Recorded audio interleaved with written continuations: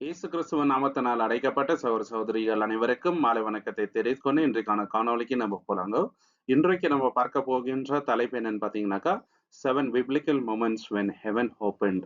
வேதத்துல 7 முறை தேவன் என்ன பண்றாருனாக்கா பரலோகத்தை திறக்கிறாருன்னு. பரலோகம்னும் போது சில இடங்கள்ல அது வானம்னு கூட மென்ஷன் ஆயிருக்குது. ஸோ தேவன் ஏன் திறந்தார், அதனால என்ன நடந்துச்சு, அதுல இருந்து நம்ம என்ன பாடங்கள் கத்துக்கலாம் அப்படின்றதா இந்த ஒரு காணொலியில சுருக்கமா நம்ம பார்க்க போகின்றோம். முதலாவது சம்பவம் எங்கன்னு பாத்தீங்கன்னாக்கா யாக்கோபுக்கு ஒரு சொப்பனம் வருதுங்க. அந்த சொப்பனத்துல என்ன நடந்துச்சு அப்படின்றத ஆதியாகமம் 28ஆம் அதிகாரம் 10ல இருந்து 12 வரைக்கும் பார்க்கலாங்க. Genesis chapter 28 10-12. யாக்கோபு பேர்ஷெபாவில் இருந்து புறப்பட்டு ஆரானுக்கு போக பிரயாணம் பண்ணினான்.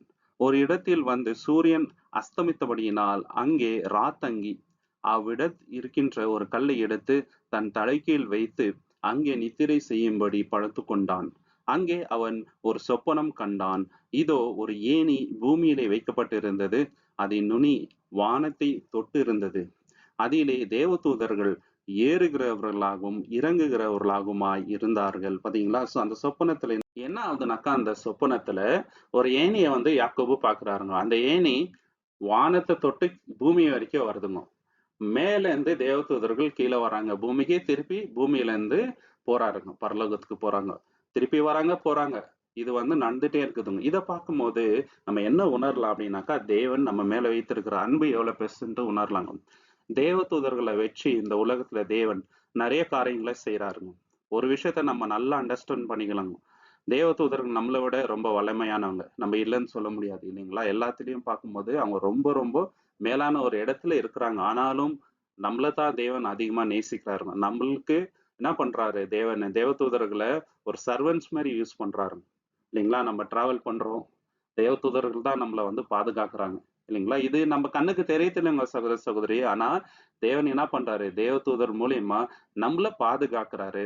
யோவான் 1ஆம் அதிகாரம் 51ல நம்ம பாக்குறோம், இயேசு கிறிஸ்து இதை பத்தி சொல்றாரு. ஜான் சாப்டர் 1:51ல, பின்னும் அவர் அவனை நோக்கி, மெய்யாகவே மெய்யாகவே நான் உங்களுக்கு சொல்கிறேன், வானம் திறந்திருக்கிறதையும் தேவதூதர்கள் மனுஷகுமாரிடத்திலிருந்து ஏறுகிறதையும் இறங்குகிறதையும் நீங்கள் இனி காண்பீர்கள் என்றார். நீங்க பாப்பீங்க தேவதூதர்கள் பூமிக்கு வரட்டும், திருப்பி பரலோகத்துக்கு போறதும் நீங்க பார்ப்பீங்க அப்படின்ட்டு சொல்றாருங்க. அதே மாதிரி இயேசு கிறிஸ்து மரித்த பின்பு தேவதூதர்களை பார்க்கக்கூடிய சந்தர்ப்பங்களும் நடந்துச்சுங்க.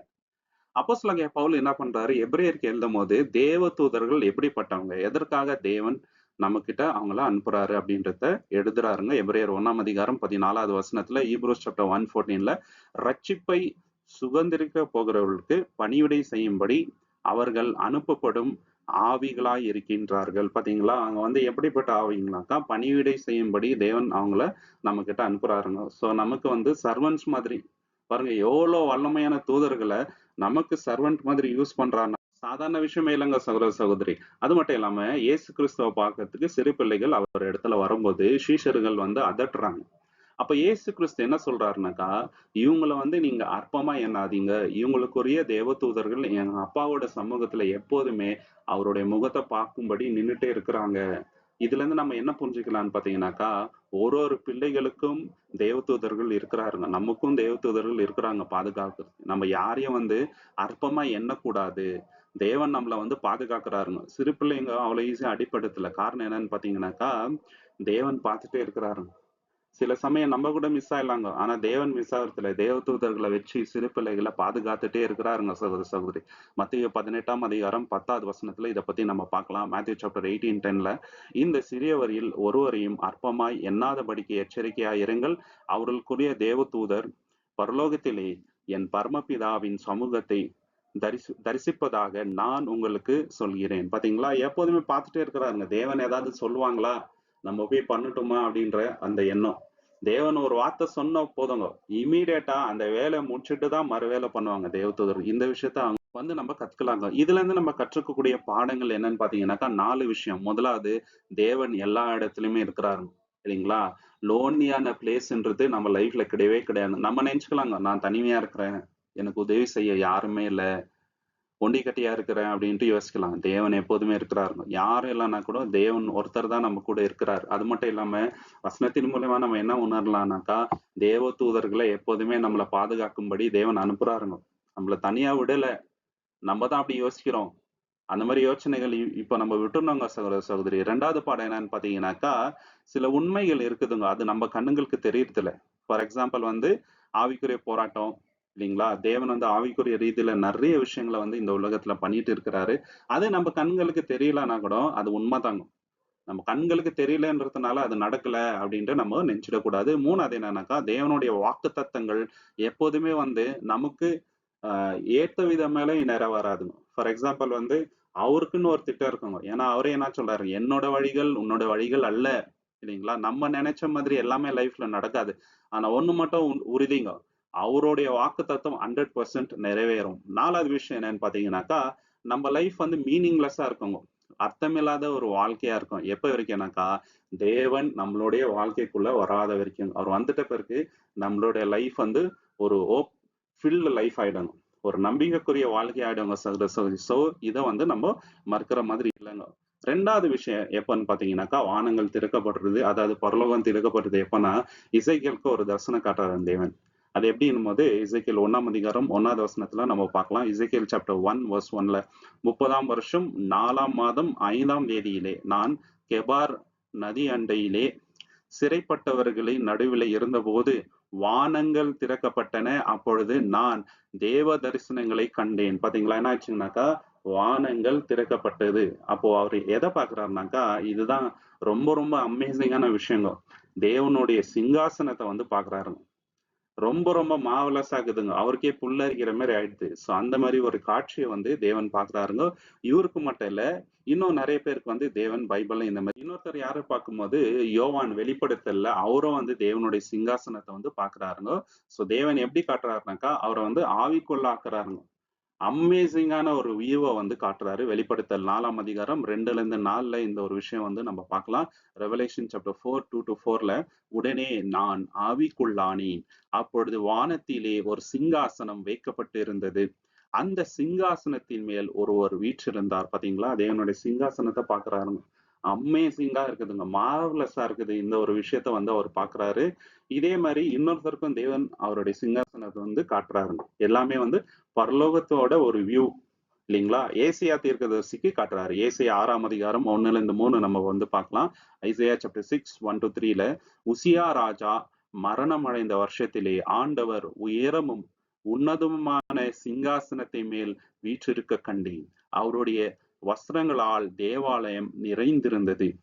செராபீன்கள் அவருக்கு மேலாக நின்றார்கள். அவர்களில் ஒவ்வொருவருக்கும் 6 சிறகுகள் இருந்தன.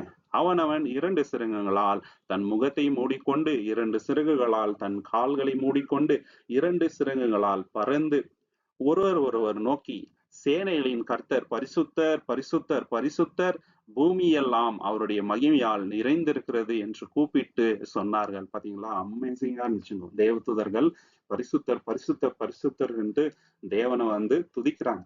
என்ன ஒரு காட்சியை காட்டுறாரு பாத்தீங்களா? எல்லாமே வந்து எவன்லி வியூ தாங்க சகோதர சகோதரி. இன்னொருத்தருக்கும் இந்த விஷயத்த வந்து காட்டுறாருங்க. அது யாருக்குனாக்கா, தானியேல் தீர்க்கதரிசி பாக்குறாருங்க. தேவனுடைய சிங்காசனத்தை தானியேல் 7ஆம் அதிகாரம் 9லேருந்து 10 இத பத்தி நம்ம பார்க்கலாங்க. டேனியல் சாப்டர் 7 9-10ல சிங்காசனங்கள் வைக்கப்பட கண்டேன்.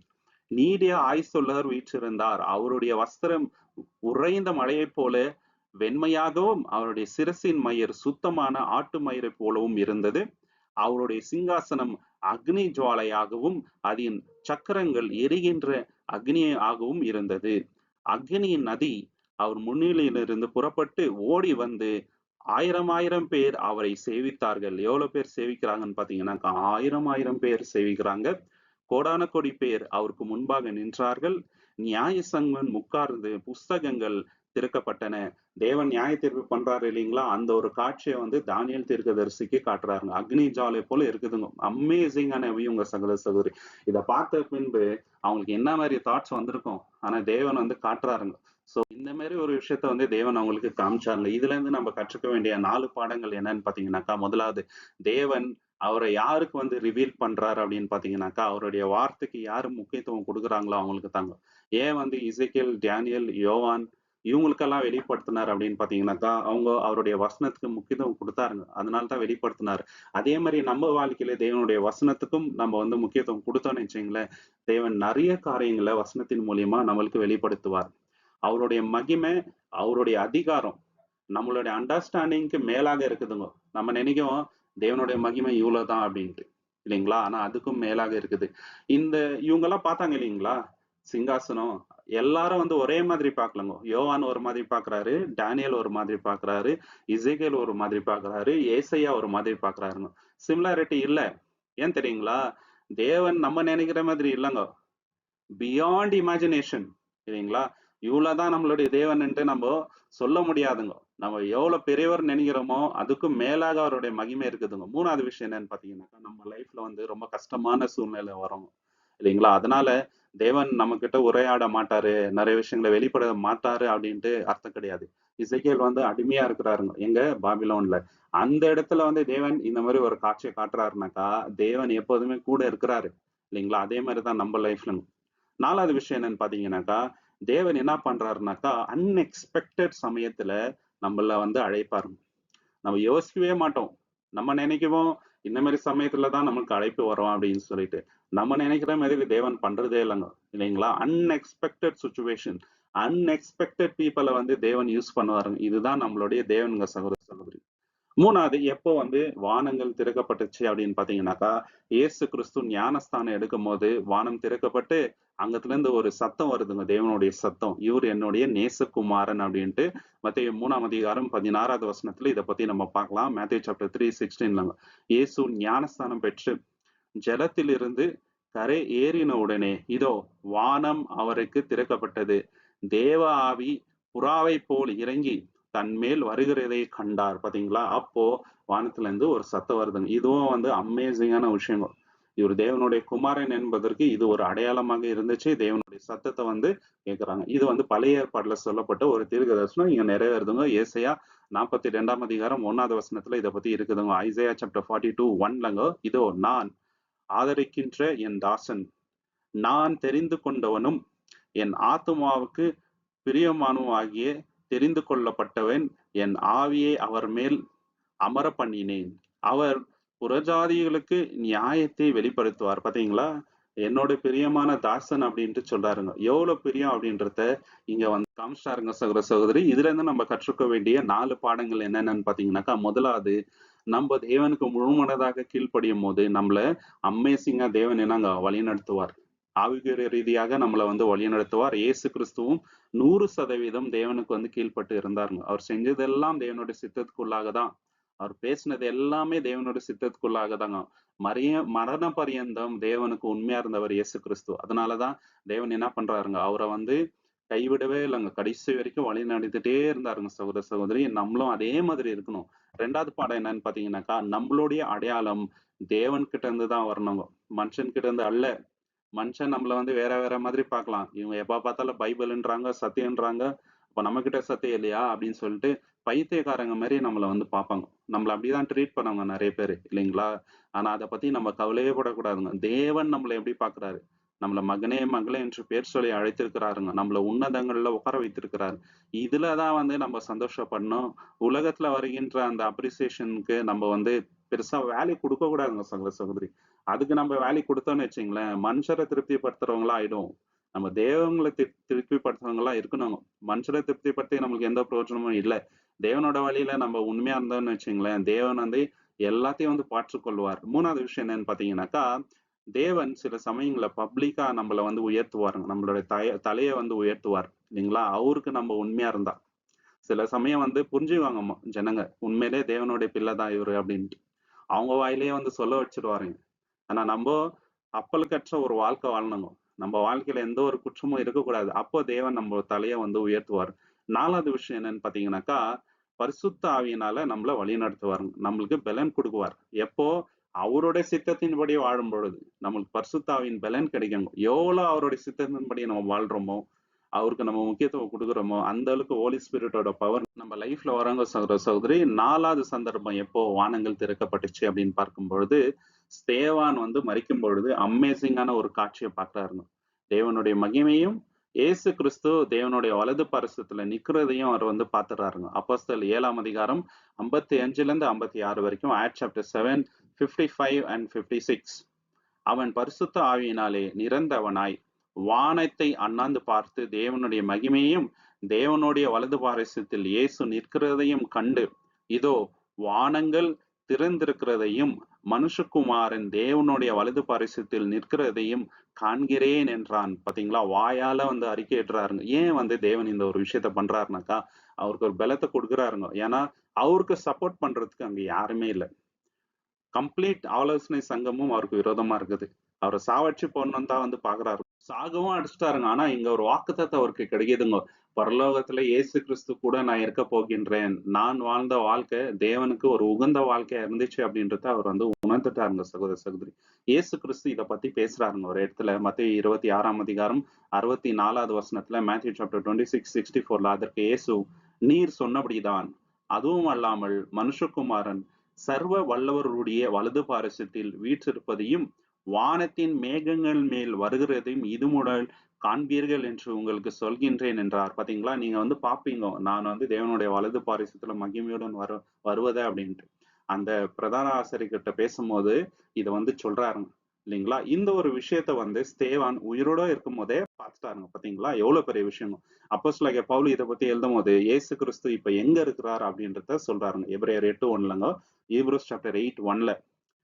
மேற் சொல்லி இருக்கிறவர்களின் முக்கியமான கருத்து என்னவெனில், பரலோகத்தில் உள்ள மகத்துவத்தினுடைய சிங்காசனத்தில் வலது பாரிசத்திலே உட்கார்ந்திருக்கின்ற இப்படிப்பட்ட பிரதான ஆசாரியர் நமக்கு உண்டு. எப்படிப்பட்ட பிரதான ஆசாரியர்னாக்கா, தேவனுடைய வலது பாரிசத்துல உட்கார்ந்து இருக்கிறாருங்க, நமக்காக பரிந்து பேசுறாரு. அந்த இடத்துல இயேசு கிறிஸ்து இன்னைக்கு இருக்கிறாருங்க. அதனால இயேசு கிறிஸ்து ஒரு வாக்குத்தத்தை நமக்கு கொடுக்குறாருங்க. ரொம்ப பெரிய வாக்குத்தத்தம். அது வந்து வெளிப்படுத்தல் 3ஆம் அதிகாரம் 21வது வசனத்துல நம்ம பார்க்கலாங்க. ரெவலேஷன் சாப்டர் 3:21, ஜெயம் கொள்கிறவன் எவனோ அவன் என் சிங்காசனத்தில் என்னோடு கூட உட்கார்ந்து இருக்கும்படி அருள செய்வேன். பாத்தீங்களா, என் கூட உட்காரும்படி நான் அருள செய்வேன். இது ஸ்தேவானுக்கு வந்து இந்த உறுதிப்பாடு கிடைச்சிச்சுங்க. எப்ப இயேசு கிறிஸ்து தேவனுடைய வலது பார்சத்துல நிக்கிறத அவர் பார்த்துட்டாரோ, அவர் உணர்ந்துட்டாரு, என்னோட இலக்கு வந்து நான் ரீச் பண்ணிட்டேன் அப்படின்னு சொல்லிட்டு. இதே மாதிரி நம்ம லைஃப் வந்து முடியணுங்க சகோதர சகோதரி. இந்த சந்தர்ப்பத்துல இருந்து நம்ம கத்துக்க வேண்டிய 4 பாடங்கள் என்னன்னு பாத்தீங்கன்னாக்கா, தேவன் ரொம்ப கஷ்டமான சூழ்நிலையில நமக்கு என்ன பண்ணுவாருங்க, ஒரு பலனை கொடுப்பாருங்க. ரொம்ப முக்கியமான பலன் நமக்கு தேவைப்படும். அந்த சந்தர்ப்பத்துல கொடுப்பாரு. இங்க ஸ்தேவானுக்கு வந்து கொடுத்தாருங்க. அவர் ரொம்ப கஷ்டமான சூழ்நிலையில இருக்கிறாரு இல்லைங்களா. அந்த ஆலோசனை சங்கம் ஃபுல்லா அவருக்கு விரோதமா இருக்கிறாருங்க. இவர் ஒருத்தரா இருக்கிறாருங்க. பயப்படவே இல்லைங்க. ஃபுல் இஸ்ராயலோட ஹிஸ்டரியே வந்து பேசுறாருங்க. ரொம்ப லென்த்தியான ஸ்பீச். ஒரு இடத்துல கூட வந்து தடுமாறல, தப்பான எந்த ஒரு விஷயத்தையும் சொல்லல இல்லைங்களா. நம்மள சாடிச்சிடுவாங்கன்ற அந்த பயம் அவருக்கு இல்ல. தேவன் மேல அவ்வளோ பெரிய விசுவாசம் இருந்துச்சு. அதனாலதான் தேவன் என்ன பண்றாருங்க, அவருக்கு அந்த இடத்துல ஒரு கம்ஃபர்ட் கொடுக்குறாங்க சகோதர சகோதரி. 2வது விஷயம் என்னன்னு பாத்தீங்கன்னாக்கா, நம்மளுடைய விசுவாசம் ரொம்ப முக்கியம் இல்லைங்களா. அதனால நம்ம நினைக்கிற அவுட்கம் வரும்ன்ட்டு இல்ல. ஆனா நம்ம எந்த சந்தர்ப்பத்திலையும் தேவனுக்கு வந்து விசுவாசம் உள்ளவர்களா இருக்க வேண்டும். 3வது விஷயம் என்னன்னு பாத்தீங்கன்னாக்கா, இந்த உலகத்துல நமக்கு வருகின்ற பாடங்கள் நம்மளுக்கு நித்திய ஜீவத்துல தேவன் கொடுக்க போகின்ற மகிமைக்கு 1% கூட ஒப்பு இல்லைங்க இல்லைங்களா. அந்த மகிமையை நம்ம வந்து எவ்வளோன்ட்டு சொல்ல கூட முடியாது. அவ்வளோ பெருசாக்குதுங்க மகிமை. சோ அதை குறிச்சுதான் வந்து நம்ம வாழணுங்க. இப்ப சேவன் நீங்க பாத்தீங்கன்னாக்கா, அவர் அவ்வளவு கஷ்டம் அனுபவித்தாருங்க. கல்லால அடிச்சு சாவடிக்கிறாங்க இல்லைங்களா. அவருக்கு அது வந்து பெருசா தெரியல. எது பெருசா தெரிஞ்சிச்சுனாக்கா, தேவன் கூட அவருக்கு கொடுக்க போகின்ற மகிமை இல்லைங்களா. நித்திய ஜீவன்ல தேவன் அவருக்கு கொடுக்க போகின்ற அந்த ஜீவ கிரீடம், அதுதான் வந்து அவருக்கு பெருசா தெரிஞ்சிச்சே தவிர, அவரு வந்து படப்போகின்ற இந்த பாடுகளை குறிச்சு அவர் பெருசா வந்து என்னவே இல்லைங்க சகோதர சகோதரி. 4வது விஷயம் என்னன்னு பாத்தீங்கன்னாக்கா, நம்ம சத்தியத்துக்காக நிக்கணும். என்ன ஒரு கஷ்டமான சூழ்நிலை வந்தா கூட நம்ம சத்தியத்துக்காக தான் நிக்கணுங்க. இவரு சத்தியத்துக்காக நின்னாரு, உயிரும் கொடுத்துட்டாருங்க இல்லைங்களா. நம்மளும் சத்தியத்துக்காக நிக்கணும். நம்ம உயிர் போனா கூட பரவாயில்ல, நான் வந்து தேவனுடைய சத்தியத்துக்காக தான் நிப்பேன், நான் ட்விஸ்ட் பண்ண மாட்டேன் சத்தியம், லாபத்துக்காக எந்த ஒரு விஷயத்தையும் பண்ண மாட்டேன்ற உறுதிப்பாடு நம்ம கிட்ட இருக்கணும். இதுதான் இந்த 4 பாடங்கள் நம்ம கத்துக்க வேண்டியது. 5வது விஷயம், எப்போ வானங்கள் திறக்கப்பட்டுச்சு அப்படின்னு பாத்தீங்கன்னாக்கா, பேதுருக்கு தேவன் வந்து ஒரு தரிசனத்தை காட்டுறாருங்க. அது என்னன்னு பாத்தீங்கன்னா, அது வரைக்கும் பேதுரு என்ன நினைச்சாருன்னா, சுவிசேஷன்றது வெறும் இஸ்ரேல் ஜனத்துக்கு தான் அப்படின்ட்டு. அப்ப தேவன் என்ன பண்றாருனாக்கா, அவரை உணர வைக்கிறதுக்காக ஒரு ஷீட் வருதுங்க இல்லைங்களா, ஒரு சால்வை மாதிரி. அது ஃபுல்லாவே அசுத்தமான மிருகங்கள் இருக்குது. தேவன் என்ன சொல்றாருனாக்கா, எடுத்து சாப்பிடுன்றாருங்க. அப்போ பேதுரு என்ன சொல்றாரு, என்னோட லைஃப்ல நான் அசுத்தமான எதையும் வந்து தொட்டதும் இல்ல, சாப்பிட்டதும் இல்லன்னும்போது, நான் சுத்தம் பண்ணத நீ எப்படி அசுத்தம்ன்னு சொல்ற அப்படின்றாருங்க. அப்போ பேதுருவுக்கு வந்து உணர்ந்துடுறாரு. தேவனு சுவிசேஷம் வந்து புறஜாதிகளுக்கும் கொடுத்திருக்கிறாரு. நம்ம வந்து அதை அசட்டை பண்ணக்கூடாது அப்படின்றத அவர் உணர்ந்துறாரு. கொர்நேலியும் அவங்க வீட்டுக்கு போறாருங்க. அவங்க வீட்டுல இருக்கிற எல்லாருமே என்னங்க ஞானஸ்தானம் எடுத்துக்கிறாருங்க சகோதர சகோதரி. அப்போஸ்தலர் 10ஆம் அதிகாரம் 10ல இருந்து 12 இந்த ஒரு சந்தர்ப்பம் நடக்கிறத நம்ம வந்து பாக்குறோம். மார்க் 7ஆம் அதிகாரம் 18ல இயேசு கிறிஸ்து என்ன சொல்றாருனாக்கா, நம்ம வாய்க்குள்ள போற விஷயங்கள் எதுவுமே நம்மள அசுத்தப்படுத்துறது இல்ல. உள்ள இருந்து வெளியே வருது பாருங்க, நம்மளோட தாட்ஸ், தவறான அந்த விஷயங்கள், அதுதான் வந்து ஒரு மனுஷனை வந்து அசுத்தப்படுத்துது அப்படின்ட்டு சொல்றாருங்க. அந்த ஃபுட்டுக்கு நீங்க கொடுக்குற இம்பார்ட்டன்ஸ் வந்து கேரக்டருக்கு ஏன் கொடுக்க மாட்டேன்றீங்க அப்படின்றது இல்லைங்களா? தேவன் வந்து உள்ளத்தை தான் பாக்குறாருங்க. இவர் எந்த காஸ்ட், எந்த ஊரு, இல்லைங்களா, இவங்களோட பழக்க வழக்கம் என்ன, அது பாக்குறது இல்ல. தேவன் வந்து விரும்புறது விசுவாசம், இல்லைங்களா? எபேசியர் 2ஆம் அதிகாரம் 14வது வசனத்துல இயேசு கிறிஸ்து என்ன பண்ணார் அப்படின்றத நம்ம வந்து பாக்குறோங்க. அங்க வந்து புறஜாதிகளுக்கும் இஸ்ரேல் ஜனத்துக்கும் நடுவே ஒரு பெரிய சுவர் இருந்துச்சு. அந்த சுவரை வந்து இயேசு கிறிஸ்து வந்து உடைச்சிட்டாருங்க. இப்போ எல்லாரும் தேவனுடைய பிள்ளைகள் தான். இதுல வந்து யூதர் என்றும் இல்லை, கிரேக்கர் என்றும் இல்லைங்க, இல்லைங்களா? எல்லாரும் வந்து தேவனுடைய பிள்ளைகள். யாரெல்லாம் இயேசு கிறிஸ்துவ விசுவாசிக்கிறாங்களோ அவங்க எல்லாருமே தேவனுடைய பிள்ளைகள் அப்படின்ட்டு சொல்றாங்க. எபேசியர் 2ஆம் அதிகாரம் 14ல இருந்து 16 வரைக்கும். அவரே நம்முடைய சமாதானக்காரனர். யூதருக்கும் புறஜாதிக்கும் நடுவே உண்டாயிருந்த பிரிவினை ஆகிய சுவர் இடிக்கப்பட்டு, பாத்தீங்களா, அந்த சுவரை இடிக்கப்பட்டு இப்ப எல்லாரையும் வந்து ஒண்ணு பண்ணிட்டாருங்க. இதுதான் இயேசு கிறிஸ்து செஞ்ச அந்த காரியங்கோ. இதுல இருந்து நம்ம கற்றுக்க வேண்டிய 4 பாடங்கள் என்னன்னு பாத்தீங்கன்னாக்கா, முதலாவது, தேவன் என்ன பண்ணுவார் தெரியுங்களா? நம்ம நிறைய விஷயங்களை நம்பி இருப்போங்க ட்ரெடிஷ்னலா, இல்லைங்களா, இது இப்படிதான் அப்படின்ட்டு. ஆனா தேவன் என்ன சொல்றாருனாக்கா, அது அப்படி இல்ல, இதுதான் வந்து கரெக்ட் அப்படின்றத நம்ம உணர வச்சிருவார், இல்லைங்களா? நம்ம ட்ரெடிஷனுக்கு வேல்யூ கொடுக்க கூடாதுங்க. சடங்காச்சாரியம், இல்லைங்களா, வழக்கமா பண்ற விஷயங்கள், அதுல தேவனுக்கு வந்து எந்த திருப்தியும் இல்லை. இஸ்ரேல் ஜனம் அப்படித்தான் நினைச்சாருங்க. நாங்க தான் தேவனுடைய பிள்ளைகள், நாங்க இப்படித்தான், எங்களுக்கு தான் வந்து எல்லா வாக்குத்தத்தம் நினைச்சாருங்க. ஆனா தேவன் என்ன சொல்லிட்டாரு, அது அப்படி இல்ல அப்படின்றத உணர வச்சிட்டாருங்க. ரெண்டாவது, நம்ம ஆவிக்குரிய வளர்ச்சி அடையணும் அப்படின்னாக்கா, நம்மளுக்கு சில விஷயம் தெரியாது அப்படின்றத நம்ம உணரணும், இல்லைங்களா? பேதுரு என்ன நினைச்சுப்பாரு, எல்லாம் எங்களுக்கு தெரியும், இது மேல என்ன இருக்குது அப்படின்னு நினைச்சிருப்பாரு. ஆனா தேவன் உணர வச்சாருங்க. சில விஷயங்கள் ஒண்ணுமே உனக்கு தெரியல, அதை நான் காட்டுறேன்னு சொல்லிட்டு அவருக்கு புரிய வச்சார், இல்லைங்களா? மூணாவது விஷயம் என்னன்னு பாத்தீங்கன்னாக்கா, தேவனுடைய பிளான் இருக்குது, இல்லைங்களா? சில சமயம் வந்து நம்ம என்ன நினைச்சிருவோம்னாக்கா, அவருடைய திட்டத்துல இவங்க மட்டும் தான் இருக்கிறாரு, இவங்க கிடையாது, இல்லைங்களா? நம்ம சில பேரை வந்து அற்பமா எண்ணி இருப்போம். இந்த மனுஷனெல்லாம் தேவன் வந்து யூஸ் பண்ணுவாரா, இல்லைங்களா, இவங்களுக்கு ஒண்ணுமே தெரியலன்னு கூட நம்ம நினைச்சிடலாம். அந்த மாதிரி எண்ணமே வரக்கூடாது. ஆனா நம்ம யார வந்து அற்பமா எண்றோமோ அவங்கள வச்சு தேவன் என்ன பண்ணுவாருங்க, பெரிய காரியங்களை வந்து செய்வாருங்க. நம்ம யார வந்து வெறுக்கிறோமோ அவங்கள வச்சு தேவன் பெரிய காரியங்களை செய்வாரா. அதனால நம்ம யாரையும் வந்து அற்பமா எண்ணக்கூடாதுங்க. எனக்கு நிறைய சத்தியம் தெரியும், அவருக்கு என்ன தெரியும், அவரெல்லாம் ரொம்ப சிறியவங்க, நான் எவ்வளவு வருஷமாக்குறேன், அந்த தாட் வரவே கூடாதுங்க. தேவன் நம்ம யாரெல்லாம் அற்பமா நினைக்கிறோமோ அவங்கள வச்சுதான் பெரிய காரியங்களை செய்வாருங்க. நாலாவது விஷயம் என்னன்னு பாத்தீங்கன்னாக்கா, நம்ம கம்ஃபர்ட் ஜோனை விட்டு வெளியே வரணும். அப்பதான் வந்து கீழ்ப்படிதல், இல்லைங்களா? என்னோட கம்ஃபர்ட் ஜோனுக்குள்ளவே வந்து நான் தேவனுக்கு பிடிச்ச காரியங்களை செய்யறேன், அதுல இருந்து நான் வெளியே வர்றதில்ல அப்படின்னாக்கா, அப்ப தேவனுக்காக நான் சாக்ரிஃபைஸ் பண்ணது என்ன என் லைஃப்ல, இல்லைங்களா? இப்ப அப்போஸ்தலனாகிய பவுல நம்ம எடுத்துக்கலாங்க. அவர் வந்து ரோமன் சிட்டிசன்ஷிப்பை வந்து சாக்ரிஃபைஸ் பண்ணாருங்க தேவனுக்காக. அவருக்கு நிறைய வந்து ப்ரிவிலேஜஸ் இருந்துச்சு. ரொம்ப ரொம்ப சந்தோஷமா கம்ஃபர்ட்டா இருந்துக்கலாம். ஆனா அதை விட்டு வெளியே வந்தாருங்க. இப்ப மோசையை கூட நம்ம பார்க்கலாங்க. அவர் வந்து ஈஜிப்ட்ல ரொம்ப லக்ஸூரியஸான லைஃப் வந்து வாழ்ந்திருக்கலாம். ஆனா அவர் என்ன பண்றாருங்க, அதை விட்டு வெளியே வராரு. அந்த கம்ஃபர்ட் ஜோனை விட்டு வெளியே வந்ததுனாலதான் தேவனோட நாமத்தை வந்து மகிமைப்படுத்தினாரு. கீழ்ப்படிதல்ன்றது நம்மளுக்கு பிடிச்ச காரியங்களை ஒண்டி செய்யறது கிடையாதுங்க.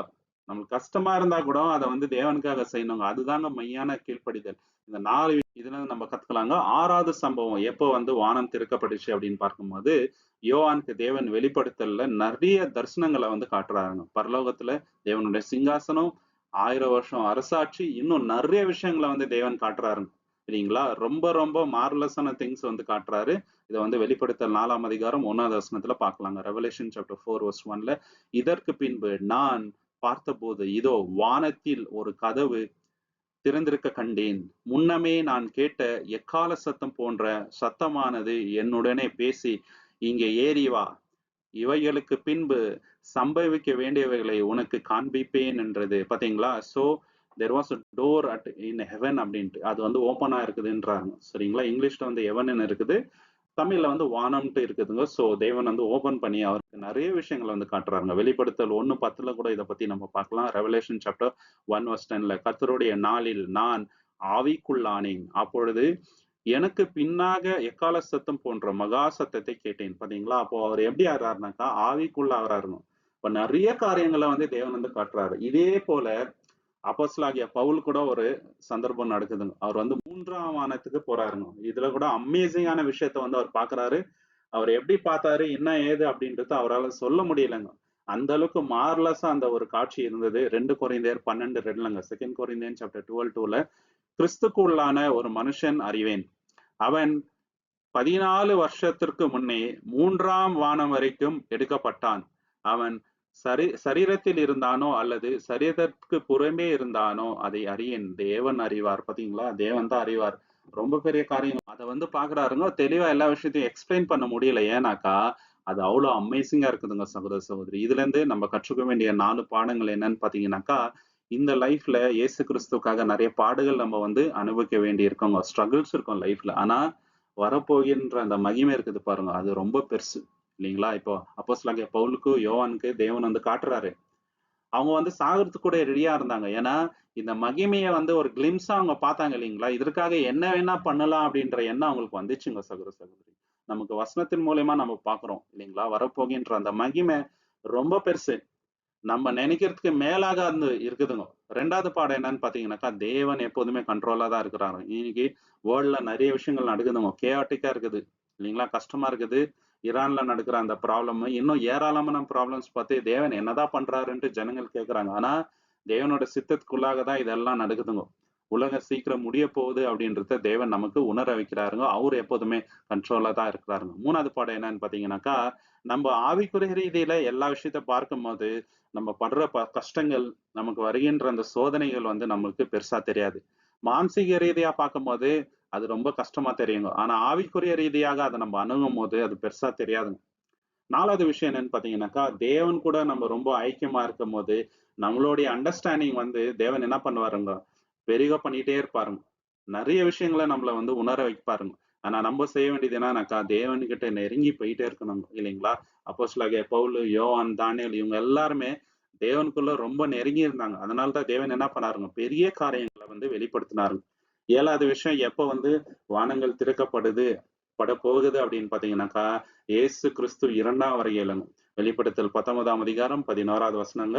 ரெவலேஷன் சாப்டர் 19:11 பின்பு பரலோகம் திறக்க கண்டேன்.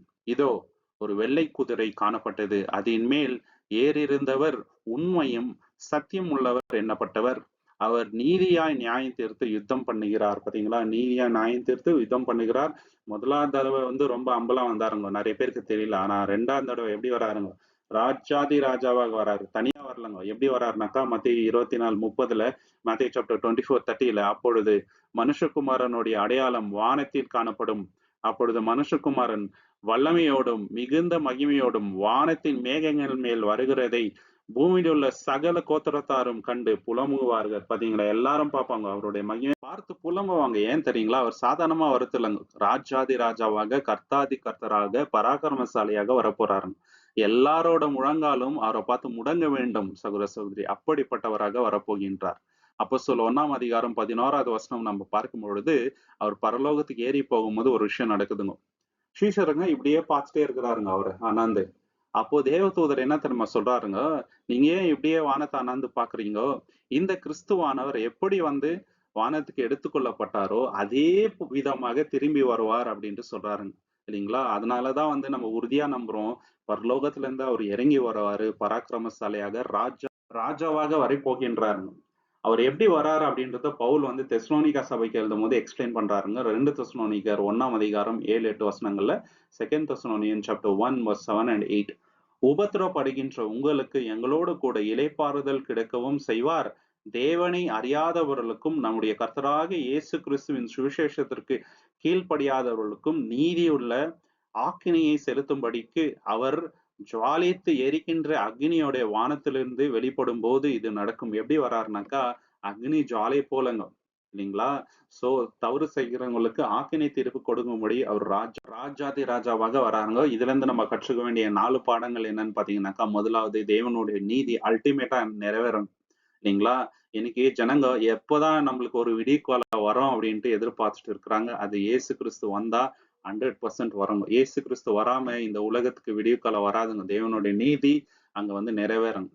2வது வந்து பொல்லாப்புக்கு ஒரு முடிவு. இயேசு கிறிஸ்து வந்த பின்பு. 3வது வந்து நம்ப இந்த விஷயத்துக்கு வந்து ரெடியா இருக்கணுங்க. ஆயத்தமா இருக்கிறோம். இயேசு கிறிஸ்து வர்றது நமக்கு நல்லாவே தெரியுங்க. ஆனா, நம்ப எந்த அளவுக்கு ஆயத்தமா இருக்கிறோம் அப்படின்றது தான் முக்கியமான கேள்வி. 4வது விஷயம் என்னன்னு பார்த்தீங்கன்னாக்கா, நம்மளுடைய நம்பிக்கை தேவனுடைய வாக்குத்தத்தத்தின் மேல தான் இருக்கணுமே தவிர, இப்போ உலகத்துல நடக்கின்ற அந்த விஷயங்கள பார்த்து நம்ம என்ன பண்ணக்கூடாதுங்க, மறுதலித்து போகக்கூடாது. தேவன் ஒரு வாக்குத்தத்தம் குடுத்துக்கிறார்ன்னா, அது அப்படியே நடக்கும்னு சொல்லிட்டு நம்மளுடைய நம்பிக்கை அதன் மேல இருக்கணுங்க சகோதர, சகோதரி. இல்லைங்களா? இயேசு கிறிஸ்து வந்த பின்பு எந்த ஒரு தவறான விஷயமும் இருக்காதுங்க. லஞ்ச லாவண்யம் இருக்காது, கிரைம் இருக்காது, கஷ்டங்கள் இருக்காது, கவலை, கண்ணீர் எல்லாத்தையும் வந்து அவரு நீக்கி போட்டுருவாரு. சோ அந்த விஷயத்துக்கு நம்ம வந்து காத்துட்டு இருக்கணுங்க சகோதர, சகோதரி. உண்மையாக வாழ வேண்டும். அதுதான் ரொம்ப ரொம்ப இம்பார்ட்டன்டான விஷயங்க சகோதர, சகோதரி. தேவன் தாமே இந்த வசனங்களை ஆசீர்வதிப்பாராக. உங்களுக்கு இந்த காணொளி பிடிச்சிருந்தா லைக் பண்ணுங்க, ஷேர் பண்ணுங்க, சப்ஸ்கிரைப் பண்ணுங்க. தேவனுடைய சித்தம் இருந்தால் கூடிய சீக்கிரம் இன்னொரு காணொளியில நம்ம எல்லோருமே சந்திக்கலாம். நீங்கள் கொடுக்கின்ற எல்லா ஆதரவுக்கும் நன்றிகள். Thank you so much. ஆமென்.